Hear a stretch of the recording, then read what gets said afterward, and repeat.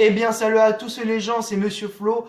Alors aujourd'hui, je vais faire un tout petit débrief du match de 17h50 entre la Russie et la France sur le score de 1-3. Alors, mon Dieu les gens, mon Dieu, je m'attendais à un match facile et pas du tout. Je pensais à un match vraiment très très facile parce que la Russie, c'est vraiment une équipe entre guillemets nulle. Et bah non, on a un peu galéré contre la Russie et heureusement qu'on a eu de la chance ou heureusement que certains de nos joueurs ont été forts. Alors du coup, au début de ce match, ça a été bien, on avait dominé comme d'habitude. Après, on manquait de réussite, on n'a pas pu concrétiser les buts plus tôt. On avait des occasions pas trop directes. Vous savez, parce qu'au bout de 20 minutes, on a commencé à tirer. La France a fait son premier tir au bout de 20 minutes. Ce n'est pas normal de tirer au bout de 20 minutes contre la Russie. Parce que la Russie, c'est pas l'Allemagne, c'est pas le Brésil, c'est pas l'Argentine. Même si l'Argentine, c'est un peu surcoté. Bref, c'était chelou ce match.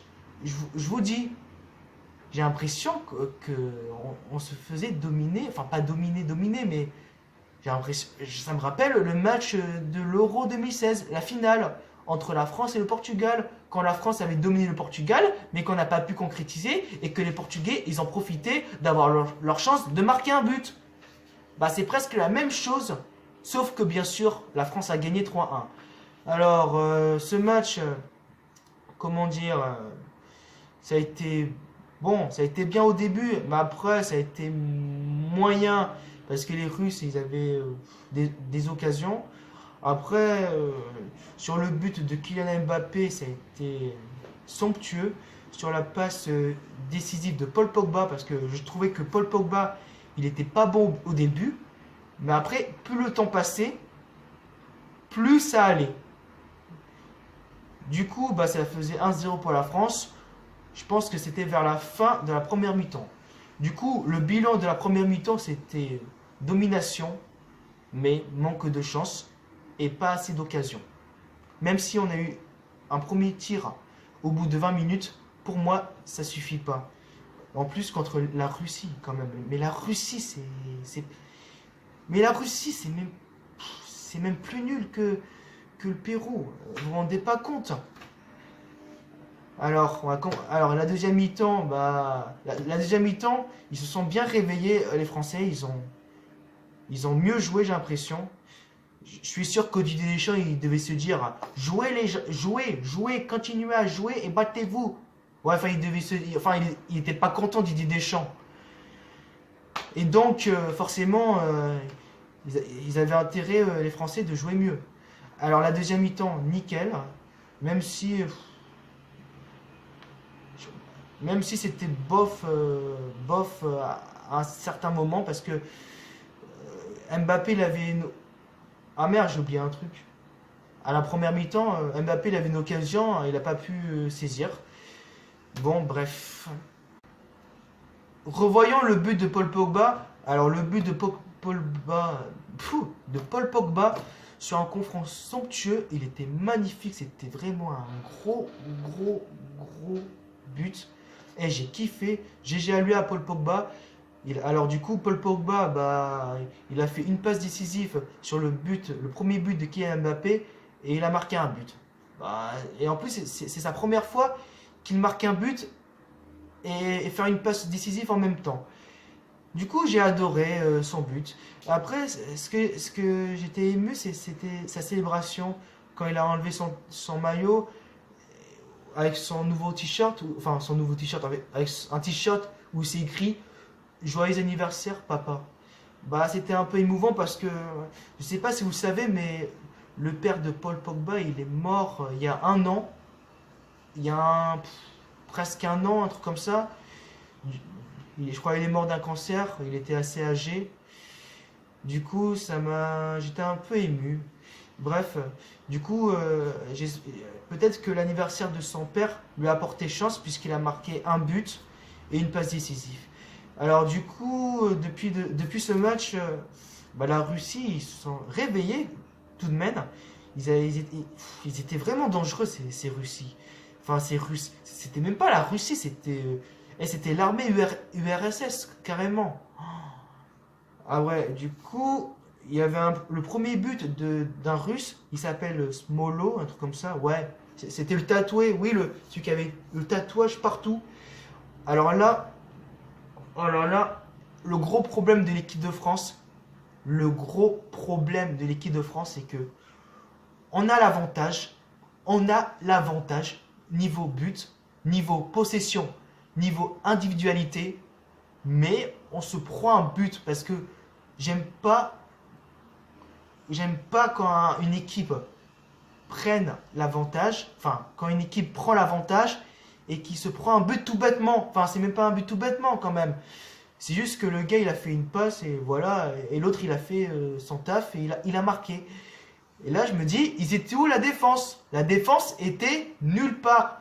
Ça m'inquiète quand même parce que si tu te prends un but par les Russes, ça va être comment contre le Brésil, l'Argentine, l'Espagne, et qui l'Allemagne surtout. Puis l'Allemagne, c'est pas la Russie, c'est vraiment très très différent.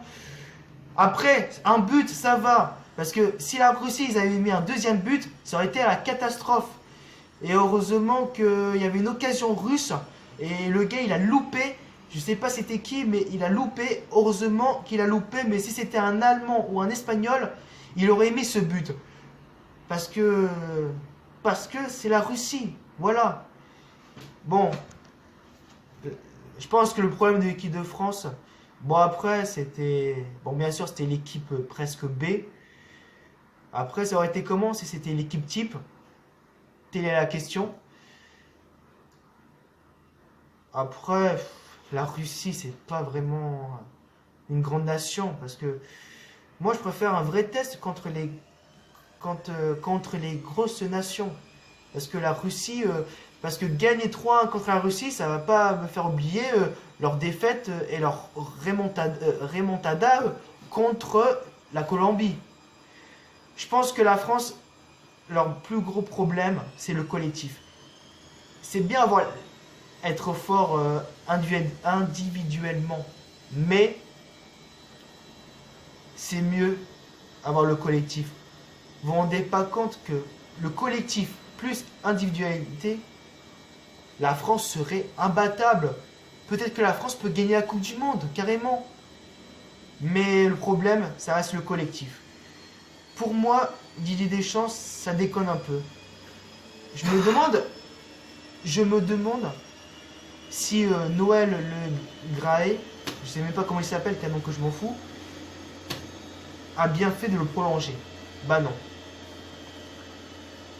Bref, rappelons le deuxième but de Kylian Mbappé.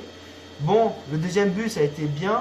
Passement de jambe, un petit crochet extérieur, tir et but. Même si le gardien russe, il a fait une boulette parce que le ballon arrivait entre ses deux jambes. J'ai rien compris du tout.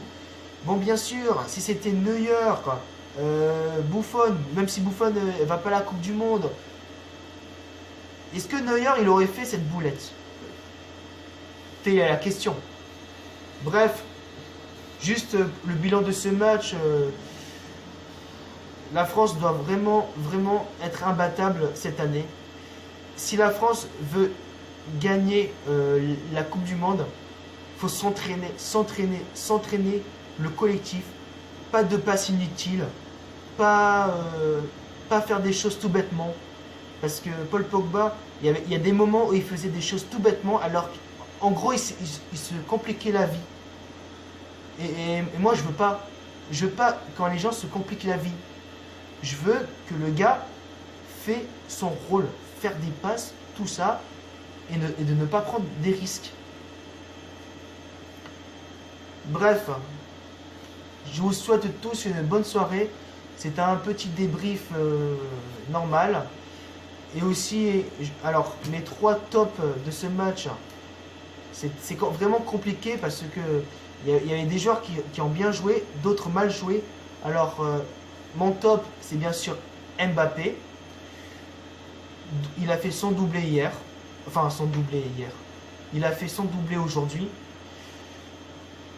Pogba, même s'il a été moyen, il a fait une passe décisive, ce qui a permis à l'équipe de France de marquer le premier but de la rencontre. Et le troisième, je trouvais que Koscielny, il a fait un bon taf. GG à lui, Koscielny. Bien sûr, certains, les autres le critiquent. Et moi, je trouve que Koscielny, ou Koscielny si tu veux, il n'est pas si mauvais que ça. Moi, je préfère un mec qui a de l'expérience qu'un mec qui est jeune. Regardez Pépé, vous n'allez pas dire le contraire. Alors, mes 3 flops de ce match, mes flops, c'est Anthony Martial. Anthony Martial, c'était bof, bof, bof. C'était pas ouf. Deuxième, j'en ai aucune idée, mais Adrien Rabiot, il n'était pas vraiment dans son assiette, enfin dans son match. Il aurait pu faire mieux parce que au PSG, il peut faire des choses bien, mais en national, c'était moyen. Et le dernier, il n'y a pas de dernier en fait. Voilà. Je vous souhaite tous une bonne soirée. Ciao les gens. Rendez-vous demain parce que je risque de faire une vidéo de réaction du match de ce soir, enfin du match de maintenant entre l'Allemagne et le Brésil. Ça va être une petite revanche Brésil-Allemagne de 2014. Je vous souhaite tous une bonne soirée. Ciao et à plus. Et vive le football.